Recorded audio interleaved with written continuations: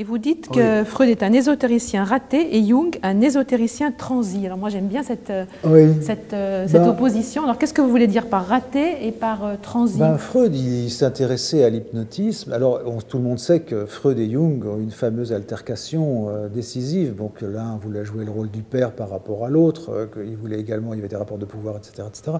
Mais on ne va pas rentrer dans ces histoires d'histoire, peut-être même avec un grand H. Mais bon. Et Freud s'intéresse à l'hypnotisme, il fait paraître La science des rêves en 1900, qui est encore complètement empreinte, je dirais, d'une plongée dans des choses, dans l'onirisme, mais également l'hypnotisme, c'est l'étude du somnambulisme, c'est-à-dire du paranormal. Le somnambule, à l'époque, ce n'est pas quelqu'un qui marche comme ça, c'est quelqu'un qui est dans une transe, et une transe hypnotique. Et Jung, lorsque Jung, je dis que Jung, lui, est un transi, c'est-à-dire qu'il a... Alors raté Alors raté parce que Jung, parce que Freud, il a complètement renié tout ça. Lui, il a voulu rester après, il a voulu blinder son truc, et puis monter son école et assurer même avec un léger parfum de scandale une espèce une réussite. Bon.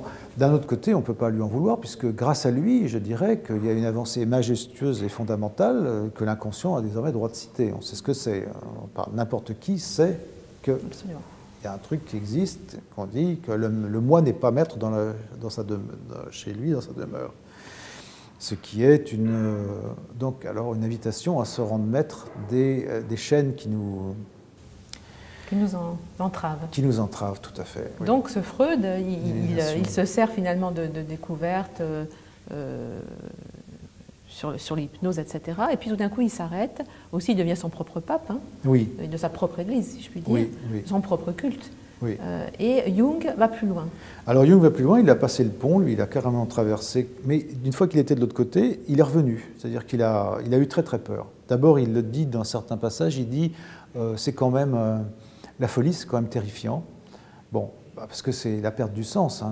Si vous perdez tous vos repères, alors ce qui différencie la normalité de la folie, c'est justement que vous avez d'un côté la cohérence, que tout s'articule, que je vous parle de manière normale, et puis tout à coup, la folie, c'est quand tout à coup, je dirais quelque chose de complètement déviant, et si vous avez déjà parlé avec quelqu'un, un psychotique, c'est quand même terrorisant, parce que vous dites, mais qu'est-ce qui va se passer? Qu'est-ce qui va surgir?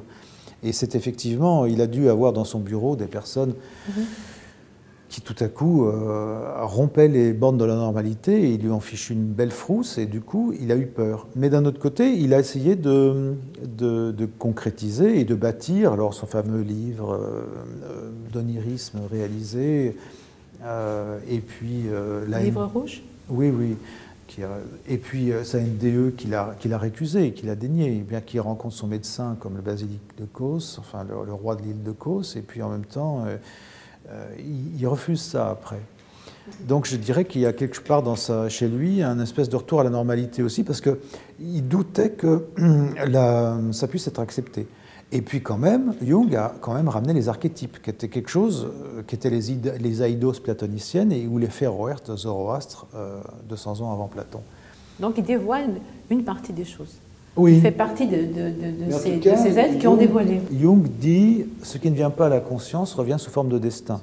Et ça, c'est extrêmement courageux de le dire parce que c'est notre programme à tous et c'est ce qui se présente dans l'ère du dévoilement, c'est-à-dire que nous sommes tous libres maintenant de nous approprier le plus de clairvoyance possible, c'est-à-dire le plus de conscience, le plus d'éclairage pour arriver à nous libérer, à faire une véritable moksha, donc, des chaînes qui nous entravent.